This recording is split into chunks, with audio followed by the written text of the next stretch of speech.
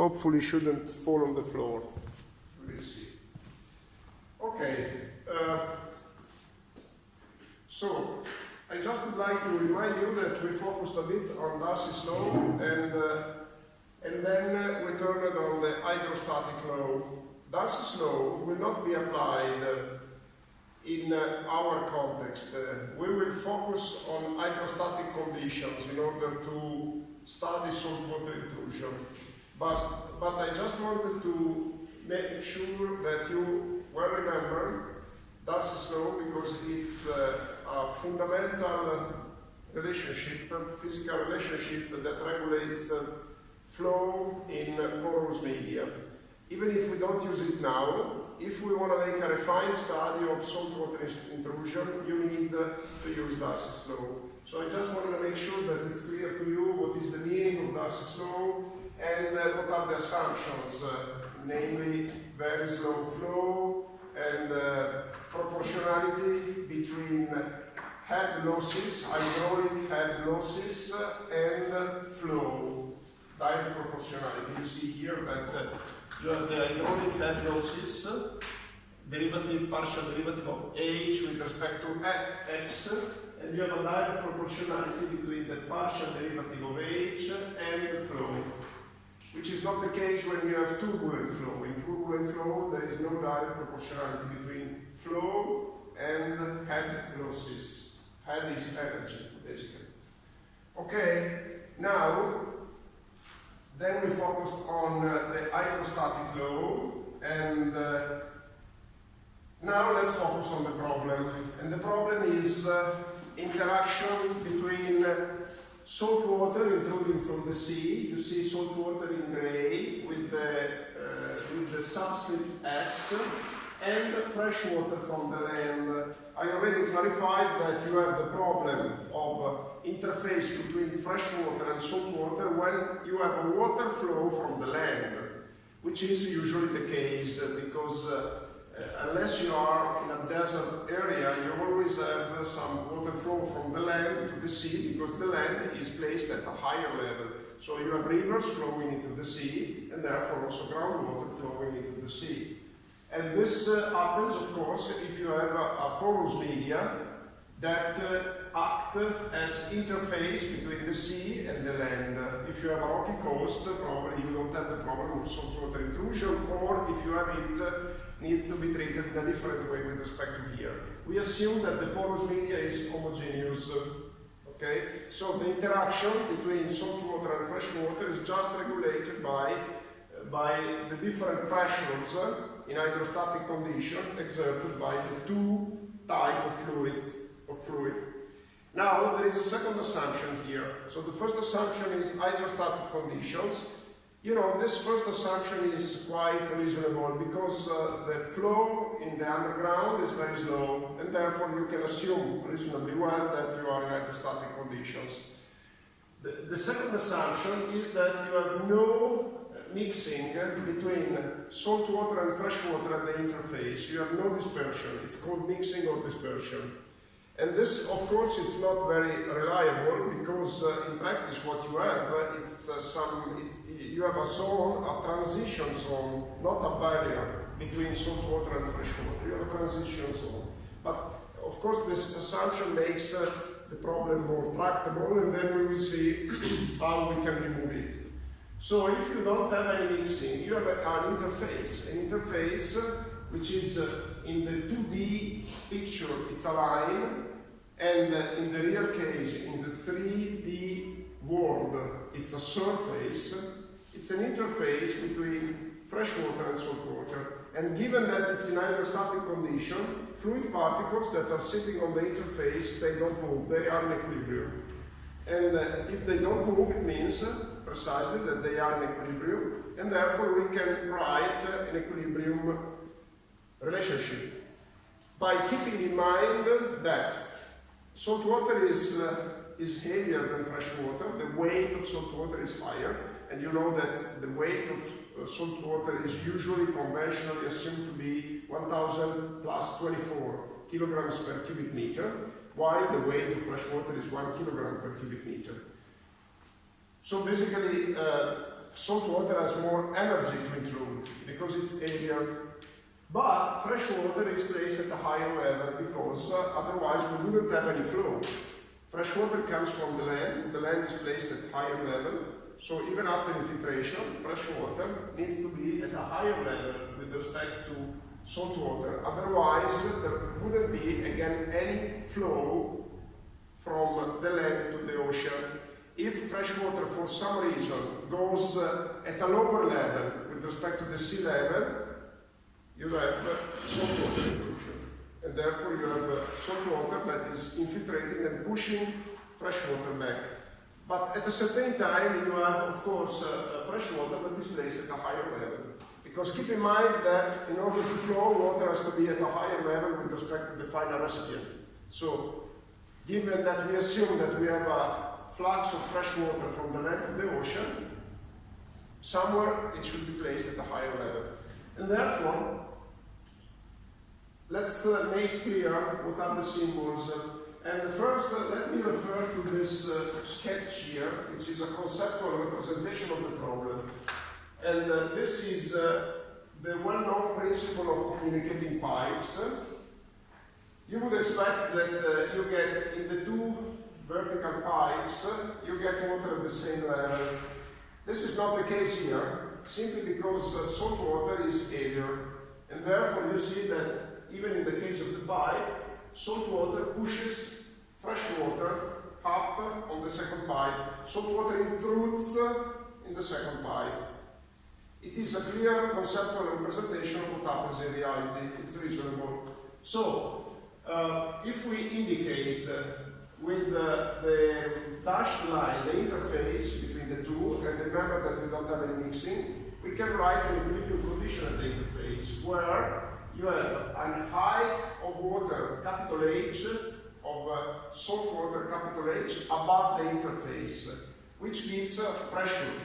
And you know that pressure given by water is given by P is equal to, in this case, this is the pressure of salt water, it's given, capital H, by the product gamma S, where gamma S is the specific weight of salt water, times capital H.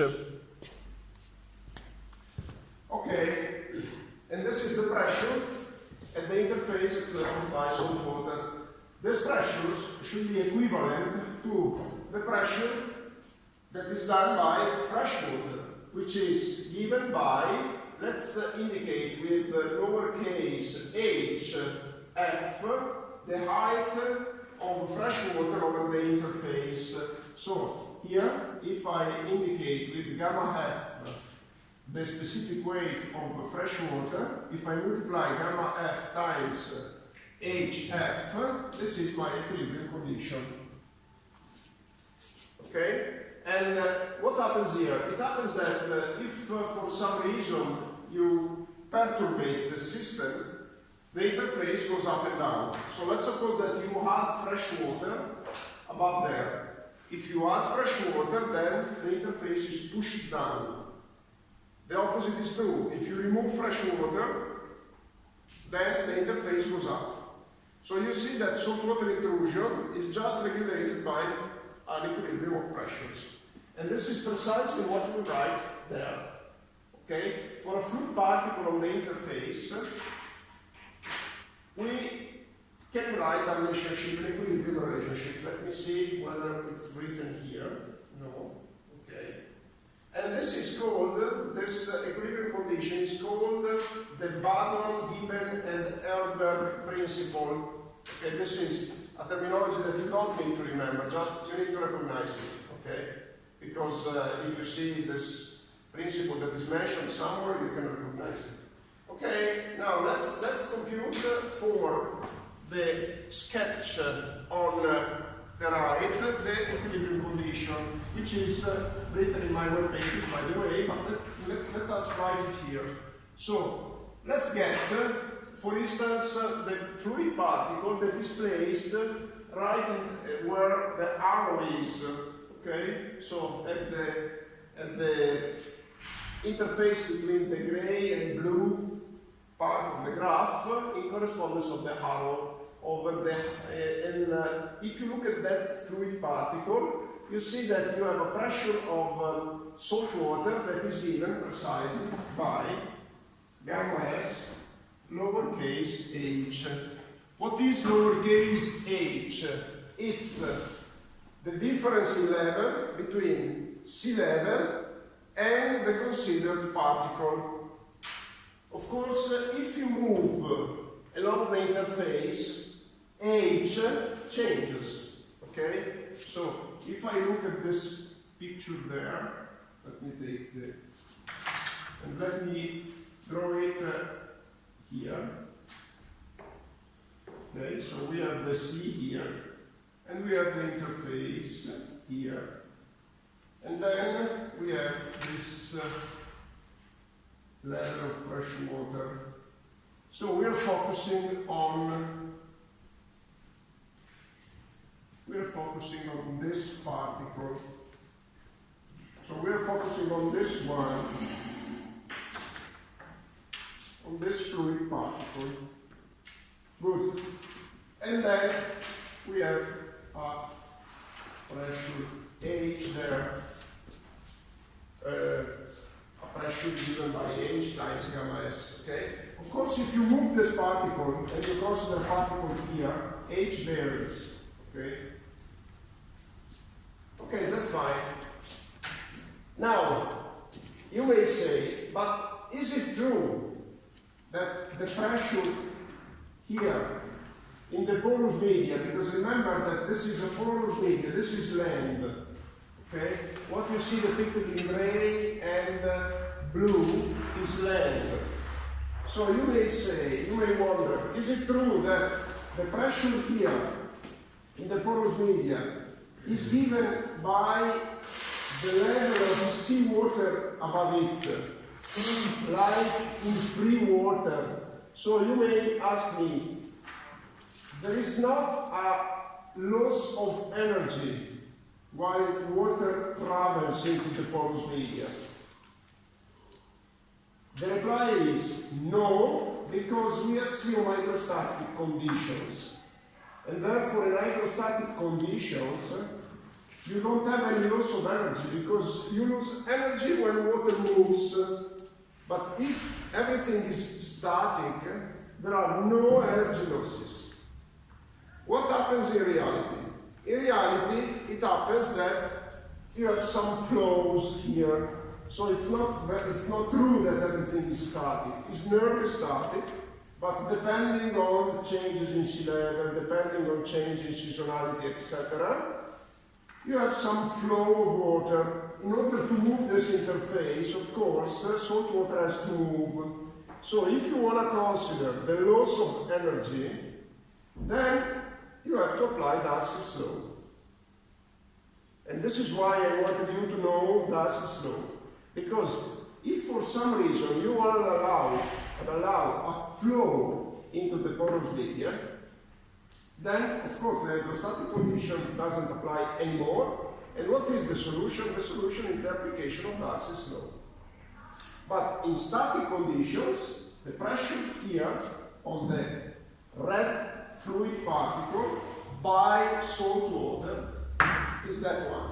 Okay, and this is equivalent to the pressure of fresh water. The pressure of fresh water is given by, you see there, we indicate with lowercase h the height of fresh water above the sea level, which is positive. We assume it's positive. Okay. Now we can write gamma f capital H plus lowercase h. This is the equilibrium condition. Again, if you move along the interface, the values of capital H and lowercase h change. Okay, now you may ask me, what is the reason why you depict the interface like a wedge? In fact, we call it the salt wedge, cuneo salino in Italian.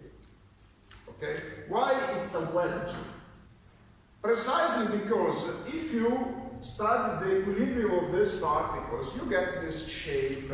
And what is the reason?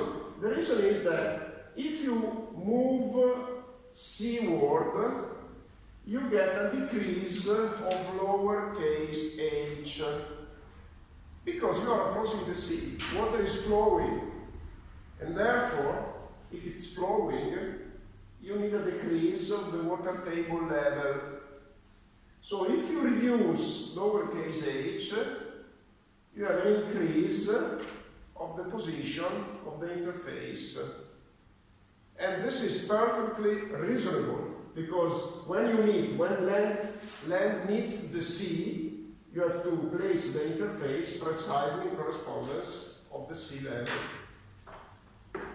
Of course, you understand that if you increase, like we said for the sketch, for the conceptual sketch, if you increase the level of fresh water, you push back salt water.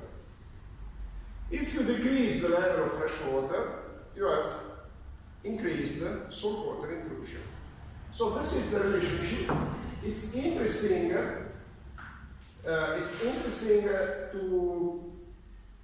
To see what is the order of magnitude here. So if we divide everything by gamma f, we obtain gamma s divided by gamma f, capital H, is equal to capital H plus lowercase h.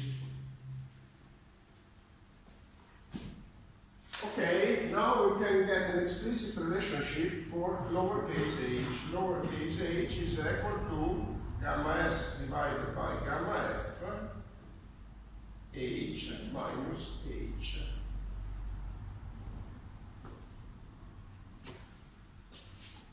Let me see if this is the relationship that I want to get. It was the opposite actually. I wanted to get not an explicit representation for lowercase but for uppercase. So let's keep this because it's not wrong, but let me write another relationship here, which is which can be written in this way basically. So h, we can keep this. So let me see. Let's multiply everything for gamma f divided by gamma s. Lowercase h is equal to h minus gamma f, gamma s, h. Okay.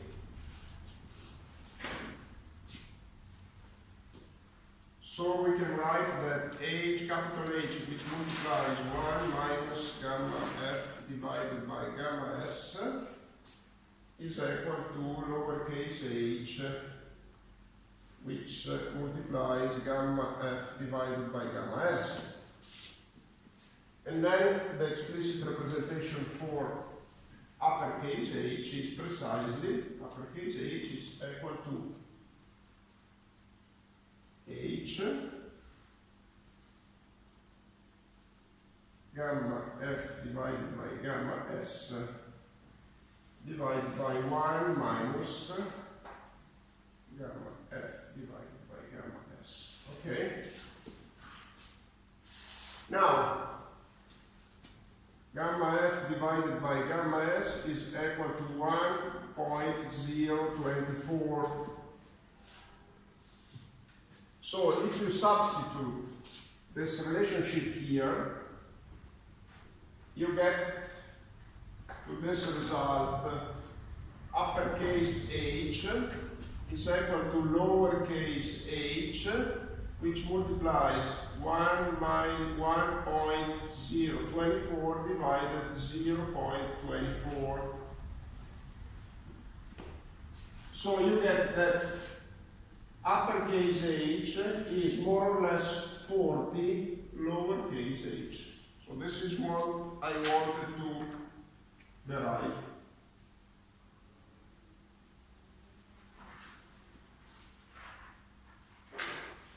What does this mean? It means that what is uppercase h is the depth of the interface. So you see that a small increase of lowercase h, a small increase of the level of fresh water, pushes down the interface 40 times that small increase. It means that, you know, a slight change in the level of fresh water implies quite a big change in terms of saltwater intrusion. I want to be clear in what is the meaning of what I just said. So let me delete this because you have it there, okay?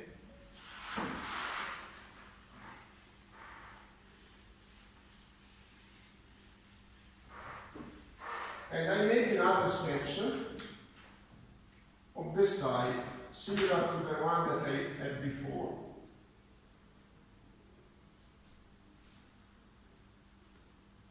Okay, and let's, this is C, and let's put in blue the level of fresh water, and let's put in red the position of the interface. Okay, and let me just write again here what are the meaning of capital H and lowercase h, capital H, lowercase h. Okay, this is our situation. Now let's suppose that I decide, because of course I have some houses there, okay, and I have people living there who need water. So let's suppose that we decide to dig a well here, and the well goes down to a depth of whatever. Okay? Of course, when I dig a well, I try to be careful not to reach the salt water because I want to get fresh water from the well. Okay, fine. But then what happens? It happens that I start taking water from the well. Be careful. When the well is undisturbed, just after digging, the level of the water in the well is the same as the level of the water table. But then I may start taking water, and if I start taking water, then there is a decrease of, there is a perturbation of the water table level. There is a decrease. And this is physically quite well understandable.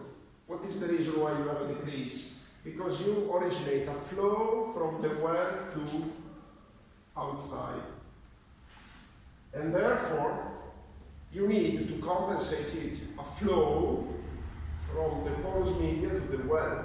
And the flow is originated if you have an head loss, and therefore you need head losses, dashed line towards the well. But in doing so, you decrease the level of fresh water, which means that salt water goes up. Goes up, and it may reach the bottom of the well. So you start taking fresh water, and people are happy because they realize that they are not taking salt water, but after a while, especially if they take a lot of water from the well, they realize that water in the well becomes salted. And the reason is that even a small change of lowercase h translates in a significant change in uppercase h. Let me check once in a while if the phone is still working. Yes. Okay. So you understand that you have to be very careful. In fact, this is a real problem. This is a real issue. It happens several times that wells get contaminated. And once a well gets contaminated, it's a big problem. Because, you know, to remove the salt, it's a problem. To remove the salt from the porous media. And then people try, for instance, to put water into the well, a lot of water. They try to raise the level of the water table, and in doing so, they try to wash also the porous media around the well in order to clean it. But it's a bit, it's a long process. And as I said, it's a real issue. And the fact that it's a real issue is the very reason why I decided to focus on this topic with you. And especially if you have a coast that is very permeable in the presence of beaches typically. Beaches means that you have an alluvial land that is going into the sea. Alluvial means porosity, means possibility of saltwater intrusion. Alluvial means also presence of a lot of fresh water. So an alluvial coast typically is the place where people try to settle down and where they try to take water. So for instance here in the Emilia-Romagna region, on the Adriatic coast, we have this problem. And the reason why they built the dam in Ridracoli, I'm not sure if you know how is organized the water supply system here in close to the coast. Basically, in the past they took water from the underground, but then tourism increased. And keep in mind that tourism is increased in the past 60 years. Before than that, there was really very limited tourism there. Now tourism is the population of tourists is during the high season is like 10 times the population of people that are steadily living there. And therefore they needed more water, and they basically experienced the problem, and therefore decided to build a dam in the mountains to bring water from the mountains in order to reduce groundwater extraction, groundwater withdrawal. So this is the issue of saltwater intrusion. You see that there is here the relationship that I just derived. Keep in mind that I worked with a specific weight. Here my slides probably work with the mass density, which doesn't change anything, because keep in mind that specific weight of water is given by the product of mass density times G. Okay, specific weight is given by the product of mass density times G. So G is a constant, as you know, not really a constant, but we can assume it is a constant, and therefore, if you work with the ratio of mass density or the ratio of specific weight, it doesn't change anything. Okay?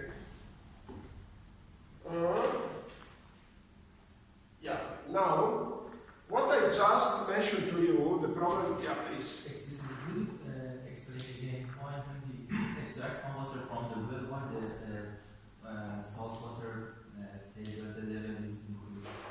Okay, the water table level is decreased, and the reason is that, if you look at the level into the well and if you take water from it, the level decreases.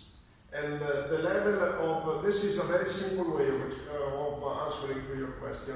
So if you decrease the level into the level into the well must be connected with the level of the water table, by definition, because it's water. Okay, you may have some percolation along the walls of the well, but it's very limited. So if you decrease the water level into the well, you get a corresponding increase of the water table. In physical terms, you need to originate a flow from the porous media to the well, and therefore the flow is given by a decrease of the water table, meaning that if you want to accelerate the natural flow from the land to the sea, because you are accelerating it because you are taking water from the well, you need to increase the slope of the water table, because the flow is proportional to, remember Darcy's law, is proportional to energy loss. And energy in this case is given by just the position of the water table. And now I am talking about fluid, the groundwater fluid dynamics, which is probably something that you don't have really at hand at this time. So I don't want to go into details, but I just want to add, keep in mind that when you talk about groundwater, energy is proportional, is just given by the level of the water table. The kinetic component is not there because the flow is very slow. Okay? And you have the same representation here. You see that there is a well that is working in good conditions, and then you start taking water and you get to this situation, okay? And this is the situation that is given by sea level rise and overtaking water from the well. Because keep in mind that even sea level rise can cause saltwater intrusion. And sea level rise may be due, for instance, to tides, may be due to some extreme events. So if you have an extreme event causing high waves, then you have these waves pushing the interface back into the land, and once the well gets contaminated, it's done. Also, sea level rise may be due to climate change, but don't overestimate the amount of sea level rise that is due by climate change. We are talking of about 15-20 centimeters, depending on the location, in the past 150 years. So sometimes you listen from the media, they talk about possible sea level rise of 1 meter, but this is very far from what already happened. What already happened is about 10-15 centimeters. For the Adriatic Sea, it's not clear what is the amount of sea level rise, because there is also land subsidence, it's superimposed. So when we talk about sea level rise, just think about tide variations and extreme events. In this case, you may have a very significant sea level rise, because tides, even in the Adriatic Sea, the range of tides is much higher than the range of sea level rise given by climate change. There is no comparison. Okay? Now here there is a discussion on the factors that affect saltwater, and I already talked about raising sea level. I forgot to talk about change in precipitation. So if you have a reduction in precipitation, for instance due to climate change, which is not the case now, if you talk about average precipitation, there is no data, there is no evidence that we had a decrease. But if for some reason you have a long drought, and a long drought is possible, there are droughts sometimes that last for 3 years or 5 years. In Australia, they got a drought in 2011 that lasted for, I'm not sure, I think 3-4 years. It's called the Millennium Drought. And if you have a long drought, indeed, you have a decrease of freshwater level, which can induce saltwater intrusion. And then once wells get contaminated, or get contaminated, it's a problem. And also there might be increase in evapotranspiration due to global warming. Again, in this case, there is no evidence that global warming induces an increase in evapotranspiration, evaporation and transpiration. It's not clear why, but the data show that conversely, global warming induced a decrease in evaporation. And probably the reason is that the global warming induced an acceleration of wind, a deceleration of winds. Evaporation is strongly influenced by temperature and wind. If you have a decrease of wind, it translates in a decrease in evapotranspiration. When we talk about changes, environmental changes, there are hard facts and soft facts. This is just a consideration that I make between parentheses. So if we talk about urbanization, it's an hard fact. If we talk about subsidence, it's an hard fact, it's measured. When we talk about change in precipitation, the situation becomes less clear. When we talk about changes in temperature, this is an hard fact. We know that temperature increased from the pre-industrial level about 1-2 degrees. 1.5 is the average, and I would say that the average is a bit less, 1.2, in the past 150 years. But this is an hard fact, it's proved. When we talk about changes in precipitation, this is a soft fact. Even changes in extreme precipitation, they were not proved yet. It depends on the location, it depends on many things. When we talk about increase in flood frequency, it's increased. But the reason is that it's urbanization, it's land use change, probably not climate change. I say probably because it's a soft fact. So you have to distinguish, because you are an engineer, you have to distinguish the evidence by uncertainty. It is extremely important. Keep in mind that science usually is a bit reluctant to recognize what is hard fact, what is soft fact, because scientists sometimes don't agree. But it's extremely important that you as an engineer realize what's important and what's maybe important. I'm not saying that climate change is not important, absolutely, it's extremely important. But when we talk about, for instance, increasing evapotranspiration, this is a soft fact, because it's a controversial. And there is nothing wrong. We cannot claim that we know how nature works perfectly. So we have to recognize that there are a lot of natural processes that we don't know anything about. And even when I talk about groundwater, you know, it looks like a very simple problem. But I assumed steady state condition, which is not true. I assumed no mixing, which is not true.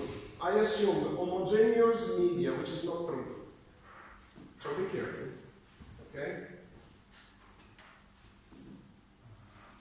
Okay, and again, here it's a continuation of the discussion, regional scale factors influencing saltwater intrusion, subsidence, local climate change.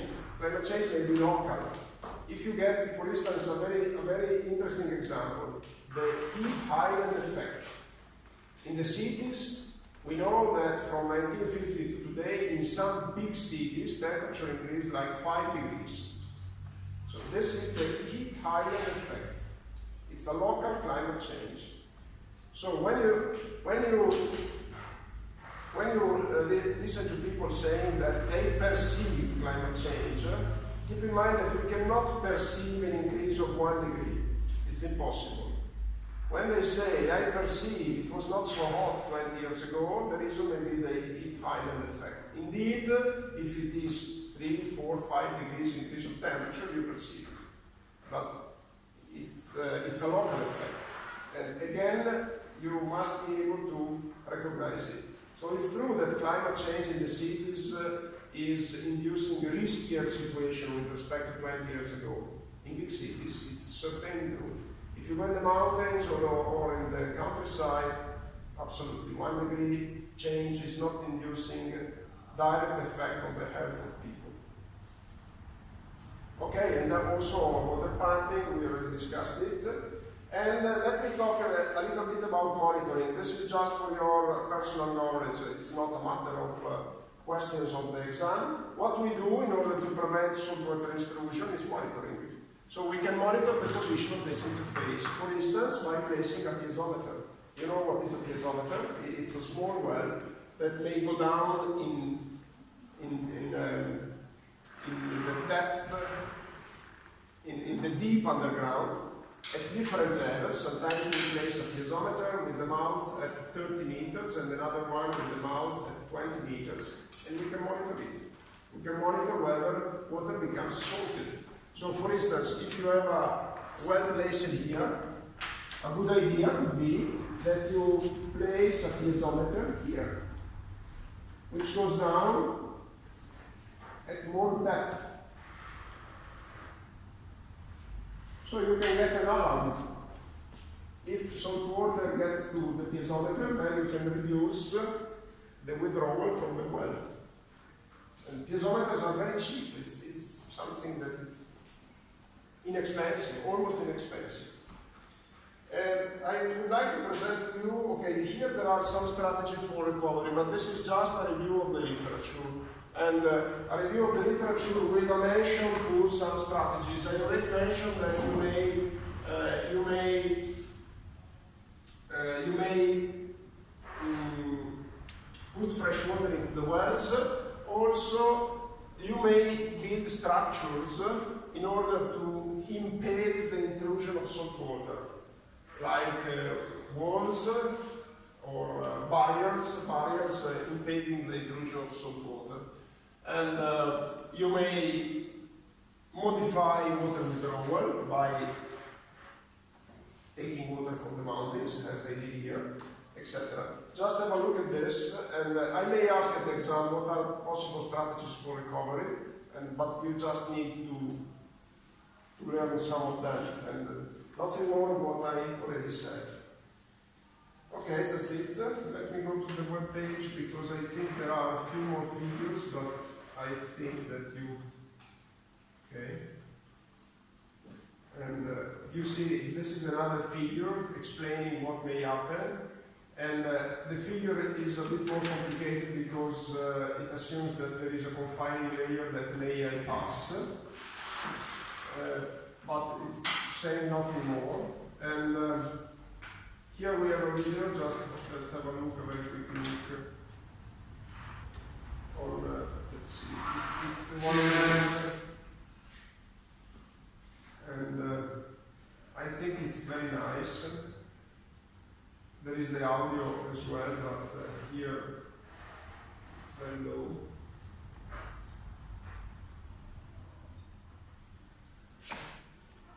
But it's, let me move forward. You see, it explains infiltration, pushing salt water back, and then river flow. You have salt water intrusion also in rivers. And then you will see that there is an interface. Keep in mind that we didn't discuss it. The interface is always not a surface, it's a mixing zone. So we have also to account that there might be a mixing zone. And you see that the decrease of groundwater level causes saltwater intrusion and then well closed. Okay. Just have a look, and this refers to a water district in the US.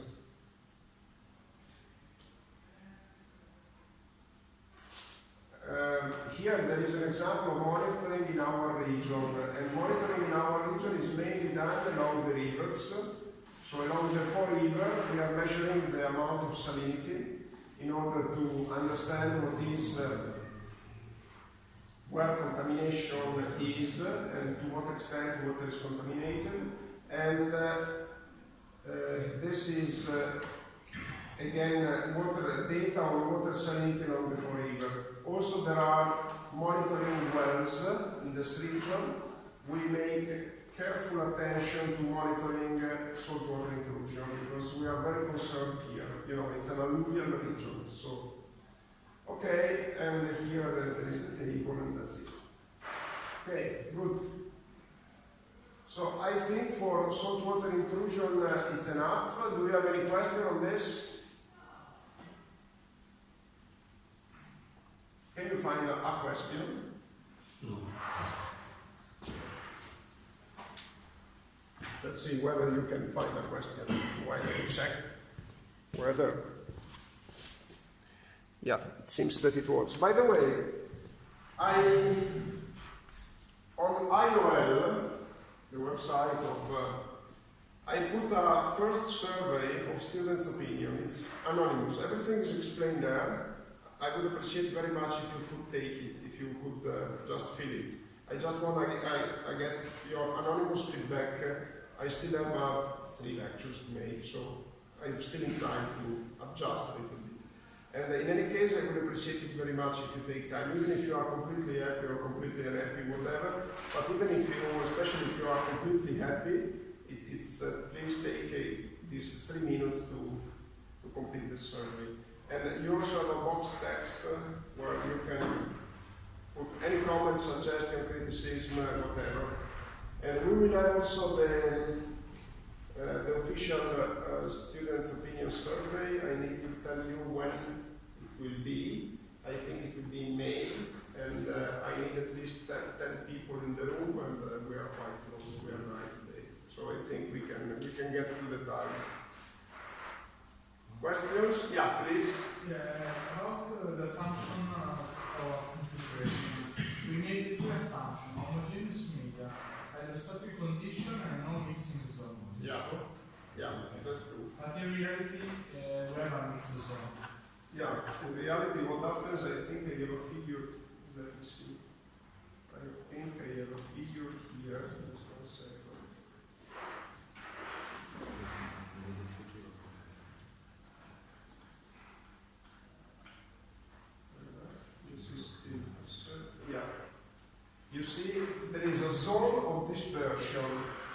mixing dispersion, and it's a bit complicated to model it, and you know, it can be modeled by assuming that you have just diffusion. Diffusion is like you put a drop of inch into a glass, and even if the glass of water is completely in steady condition, you have diffusion, which means that after a while water is completely colored. This is mixing given by diffusion. And you have a mixing also due to dispersion, which is usually dominant with respect to diffusion. Dispersion means that you have the particles of salt water that are traveling at different velocity, depending on the kind of porous media that they find on the path, etc. And therefore you don't have a line separating fresh water from salt water. You have a dispersion zone, which means, you know, different velocity, one goes forward, the other one remains back, and therefore you have different velocities. And also there is another thing to say. When you have the porous media that gets contaminated, of course you get some salt into over the into the pores, etc. And when water goes back, where salt water goes back, for instance, because after an extreme event, salt water may go back. Fresh water, again, flows into the porous media but gets salted. So there is a zone that is with increasing salinity. The dispersion means that you don't have a transition between salted and fresh. You have a transition where salinity is decreasing. Keep in mind that if the level of salt is limited, you can still use the water for irrigation, drinking, with some risks. And in particular for the human health, it's extremely risky. So there are prescriptions by law that dictate that above a certain level of salinity cannot be used. For irrigation, the problem is that you put salt into the soil. And for instance, in Israel, they had big problems because they tried to reduce, to use some water that had a high level of salinity, and after 10 years of irrigation with high level of salinity, they realized that the soil was contaminated because, of course. So this is, there are ways to model it, to model the dispersion zone, but it's extremely complicated. It's extremely complicated because the porous media is not homogeneous. So very, very often we empirically solve the problem. Okay, that's it. Other questions? If you don't have any other question, I would like to talk about the design of this stuff here. This is a drawing. We already talked about drawings. They are our first beach protection structure that we deal with. First, what is the definition? It's a beach protection structure that is oriented perpendicularly to the coastline.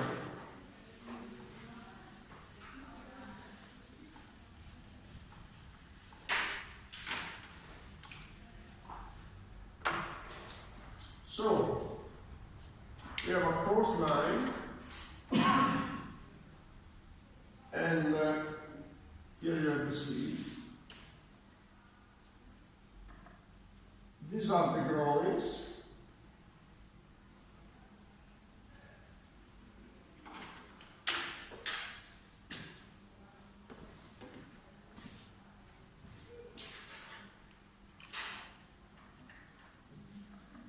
These are drawings, or drawing with the Y.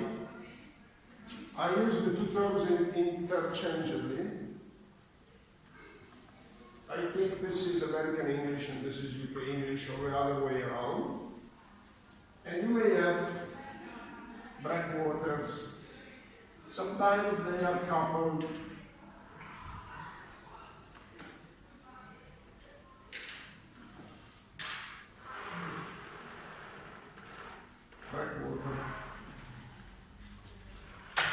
Sometimes they are coupled.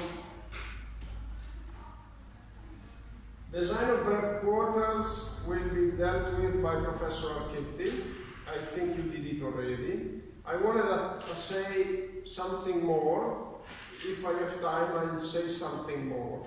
But the essence of breakwater design is dealt with by Professor Archetti. Even if in my website you will see a web page dedicated to breakwater design, but I put it there because I want to be comprehensive. But I know that Professor Archetti is already talking to you about breakwaters. And the groins, which in Italian are called pennelli, this is something that I am supposed to deal with. What's the difference between breakwaters and groins? It's clear. You know that there are two components, two forms of sediment transport, cross-shore and on-shore. They cannot be really distinguished in completely separated categories. You always have a mix. But it's clear that breakwaters, they stop the cross-shore sediment transport. And in particular, of course, they reduce the strength of waves approaching the coastline perpendicularly. But breakwaters are not effective if you have a long-shore sediment transport. If you have waves coming prevalently along shore, breakwaters don't stop them. They need to be stopped by a structure that is perpendicular to the coastline. So the main purpose of groins is to reduce, mitigate along-shore sediment transport. They are often, as I said, coupled because very often we have a mix of the two processes, and therefore that's fine. That's fine, we need to couple them. How can be the groins built? They can be made by a rubble mount, I don't know the pronunciation of rubble, okay, by boulders. So it's a group of rocky boulders. They can be natural, so natural rock, or artificial. They can be made by concrete, blocks of concrete, or, as it is the case here, I don't know, but you cannot see the picture. This is made by concrete, and sometimes they are used as, I don't remember the name, the structures where you can fix the ships. And you told me the name last year. Yeah, pier. They are used as piers. And they can be made also by woody structures.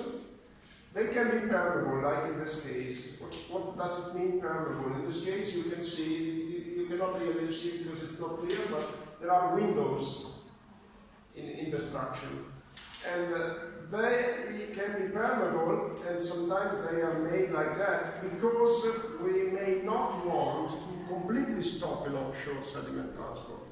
We may want only to mitigate it. And therefore, if we want to get a mitigation, not a complete blocking, we need to make it permeable. What is the reason why I may want to mitigate along-shore sediment transport and not completely block it? It's very simple. Along-shore sediment transport means that you are taking sand from one beach, bringing the sand to another beach. It's not like cross-shore sediment transport, where you are taking the sediment from one beach and bringing the sediments offshore, up to the breaker line of the waves. It's not like that. As I said, along-shore sediment transport takes the sediment from one beach and brings the sediment to another beach. So, if you have erosion in the upstream beach, clearly you may want to put a breakwater there. But this means that you are causing erosion somewhere else. Do you understand? Because the beach where the sediment transport goes, if sediment transport is interrupted, then in that beach you don't have any more sediment supply and you originate erosion. So typically, upwind, the groin, you have an accretion of the beach. Downwind, you have an erosion. And therefore, sometimes we don't want really to have a clear barrier. We want something that mitigates, but not a real barrier. And so we make it permeable.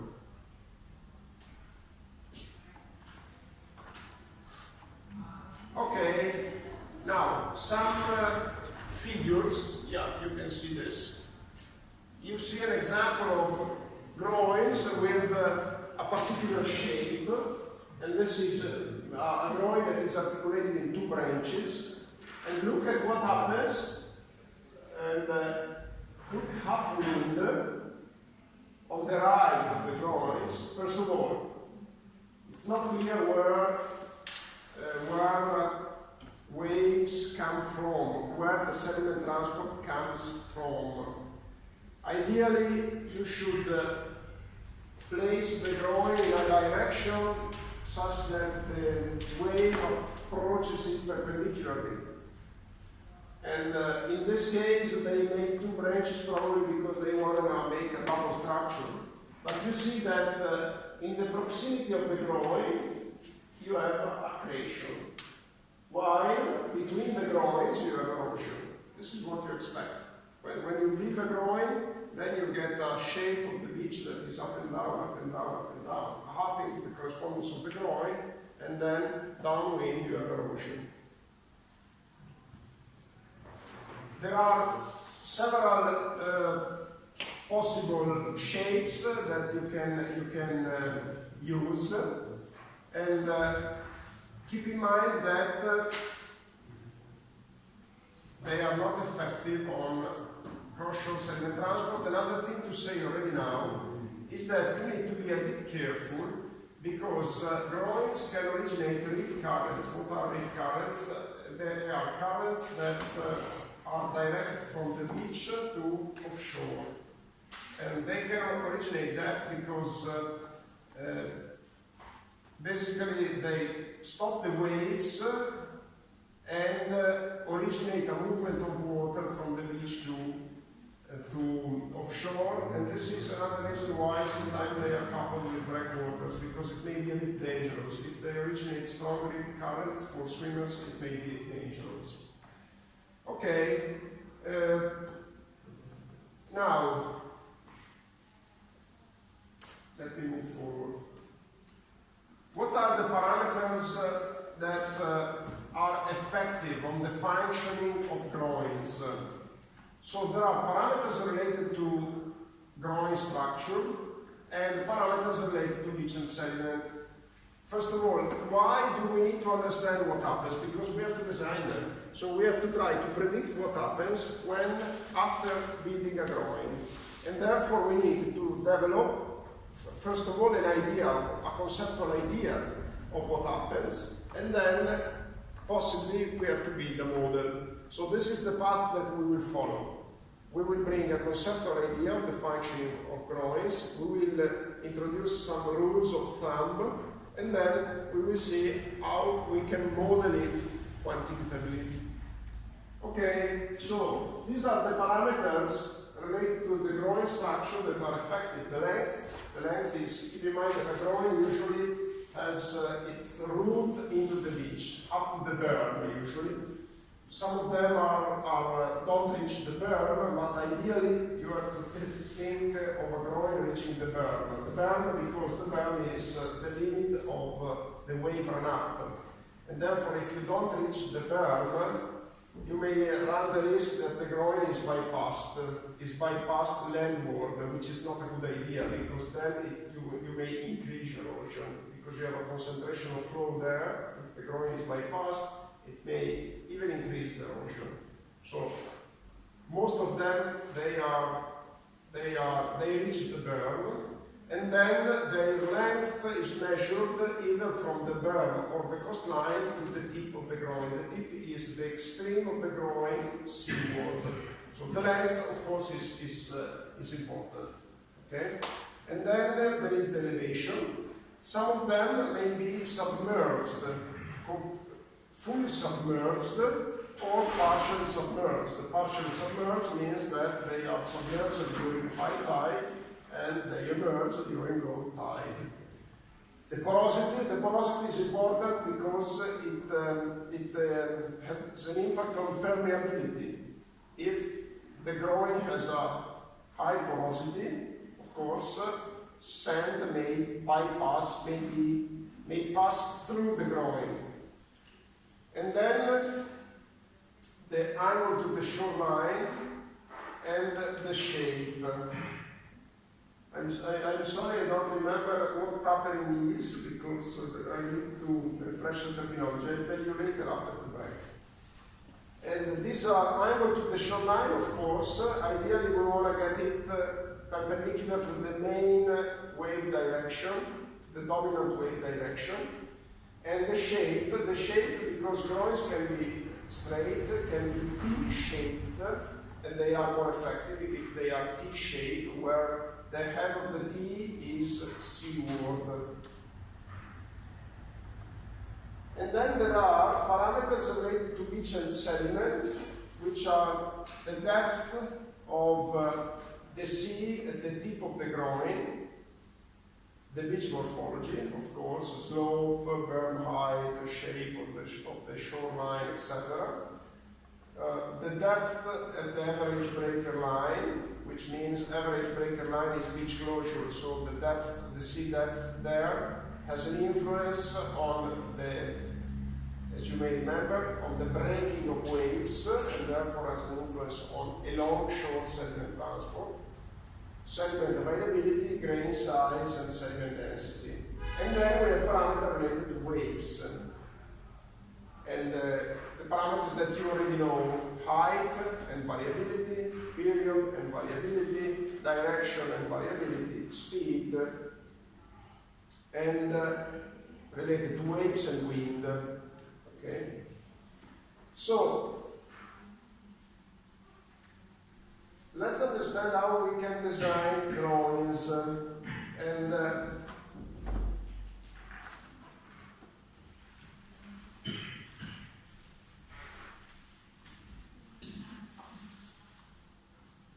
let me refer to an ideal situation where the coastline is straight and we have waves coming, for instance, from here, and the groins are placed here.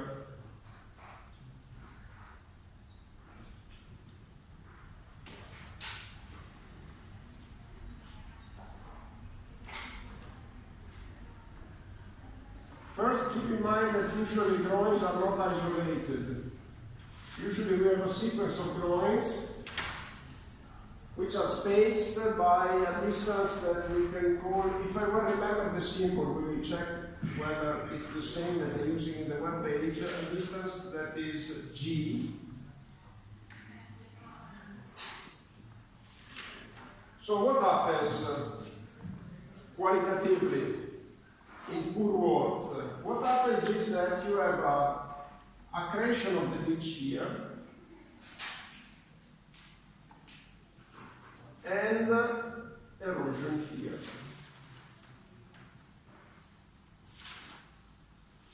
This is what happens.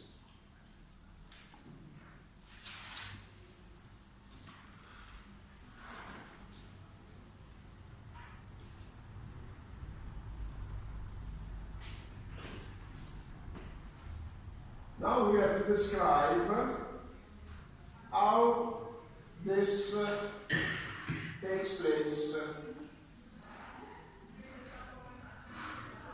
And there is a rule of thumb that we can use, which is called the lambda rule, or the lambda shoreline rule.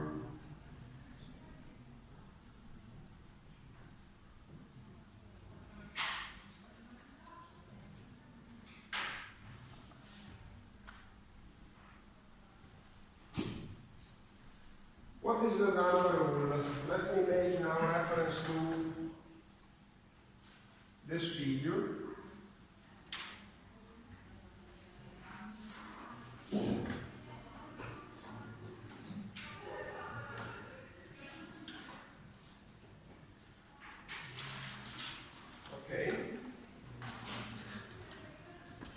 So you see that G is groin spacing.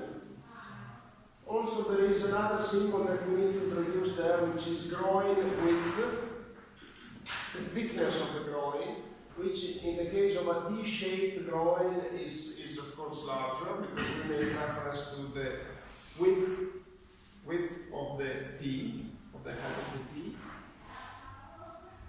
And let's indicate with the symbol LWS the low water shoreline, and with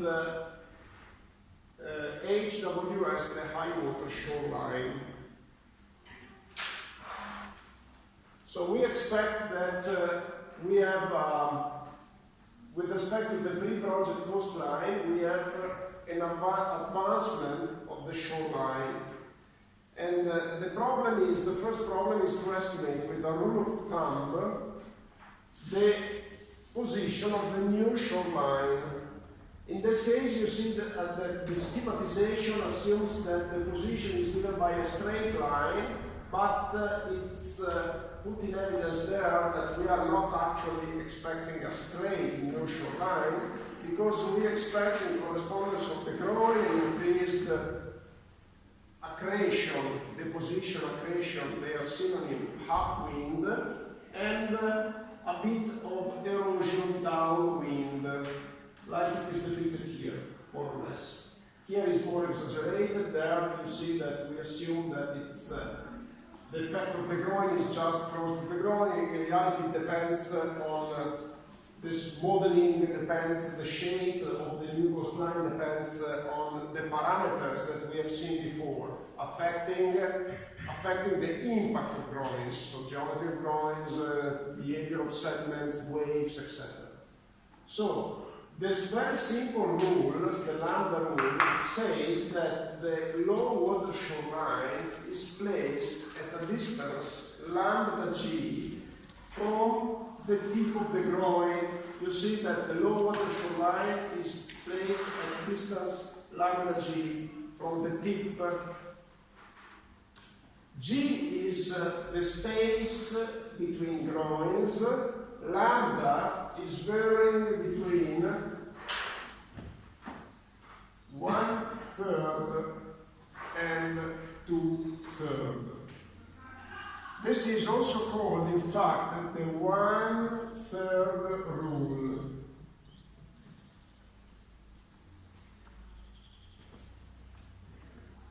It is, of course, very empirical. And the empirical rule just says that you decide the length of the groin, and then you bring forward the shoreline up to a distance from the tip of the groin that is 1/3 of the groin spacing. It is extremely simple. Of course, given that it's extremely simple, you understand that it's extremely empirical, needs to be verified. But this is the basic rule of thumb at the basis of groin design. And keep in mind that orientation is not specified here. As I said, orientation should be, if this is the wave direction, here the ideal orientation for a groin would be this one. Okay? Keep in mind that the lambda shoreline doesn't tell you what is the amount of erosion downwind, and it may happen that is extremely important.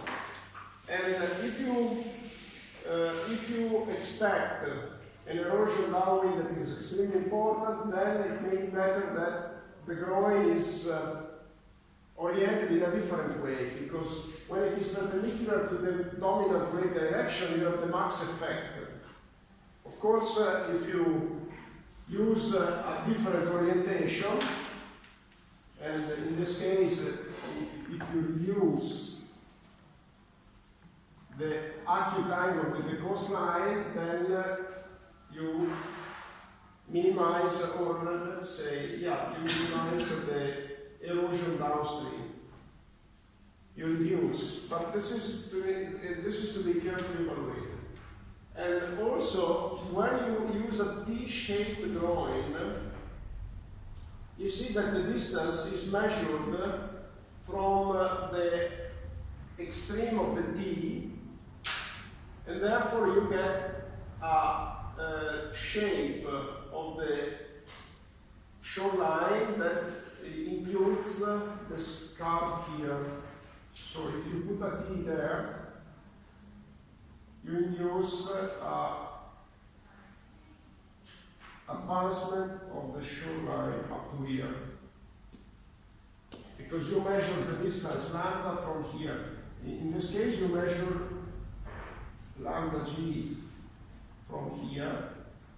In this case, it is measured, I'm sorry it is not very clear, but it's measured along this direction. Lambda g. Okay? This is basically our rule. Here I am suggesting a step-by-step procedure for drawing design, as summarized in this contribution that is freely available on the web.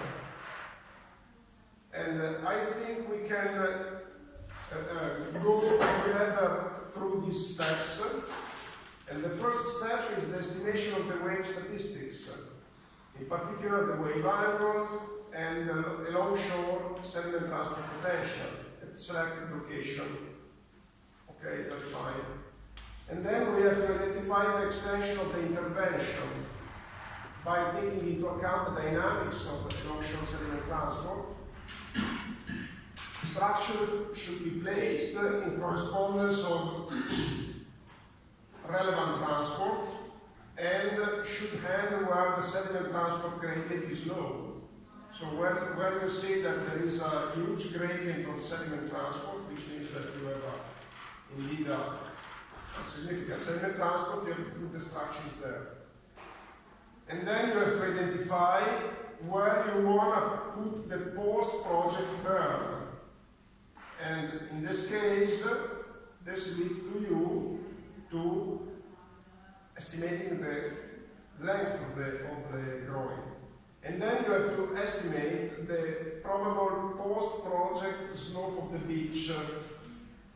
Usually we assume that the slope of the beach doesn't change, but you may also look at close by intervention that were already done.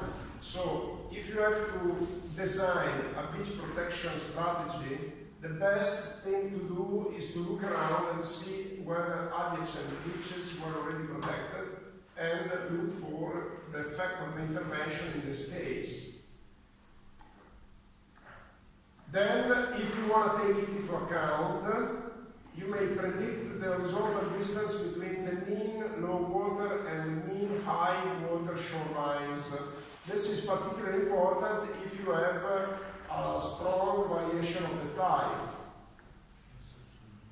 You may decide not to take it into account. For instance, in the beaches that are on the Adriatic Sea, in this region, usually we don't care much of tides, and therefore we neglect W. We assume that W is 0.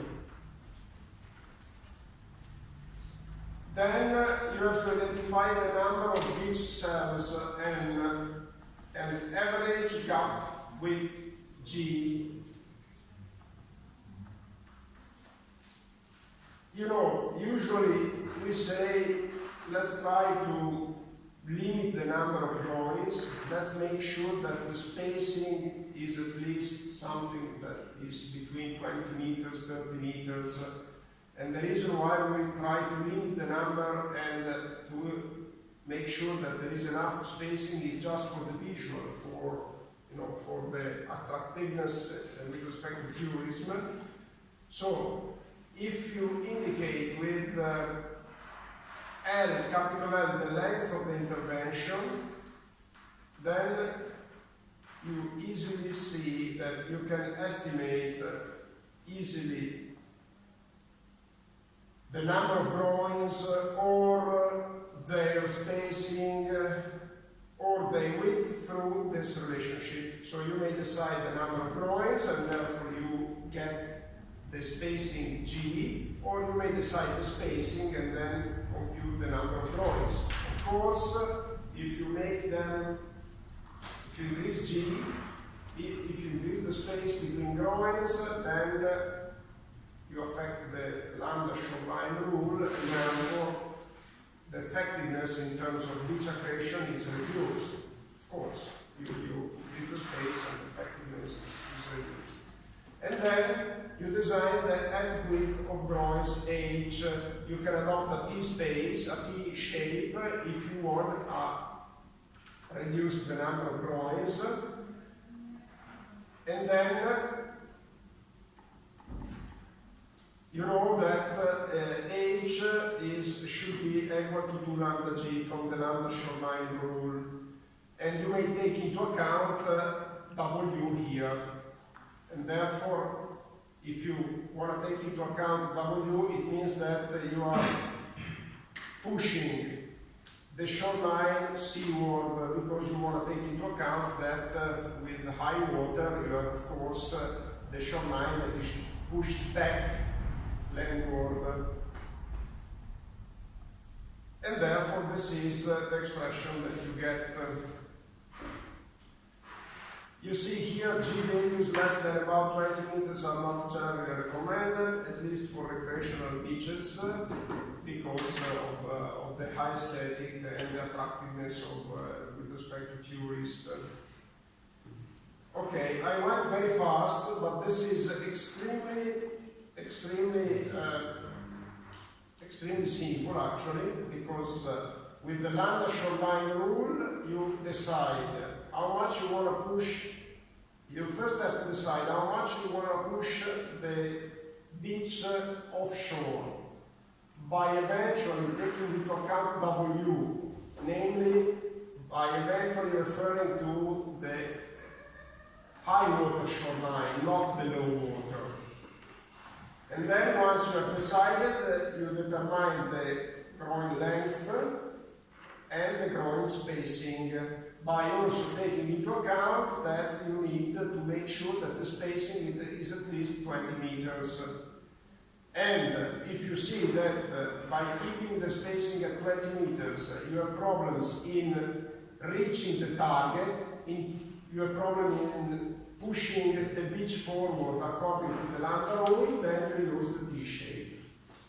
And the relationships are those that are depicted here. Okay, keep in mind that for recreational beaches it is advisable that the width of the groin at the head is smaller than the gap width. Of course, because otherwise you close the beach. And then you have to fix the position of the gaps and heads along a line that is seaward of a quantity S plus lambda G of the target design location. And then the orientation. Finally, here it is suggested to try to predict the impact of extreme waves. And this is done by referring to the situations, typically not with an empirical rule but with a model, referring to situations where you have a strong sediment transport that is originated by an extreme event. And then we use a model for this. For instance, the one-line model that we mentioned a couple of weeks ago.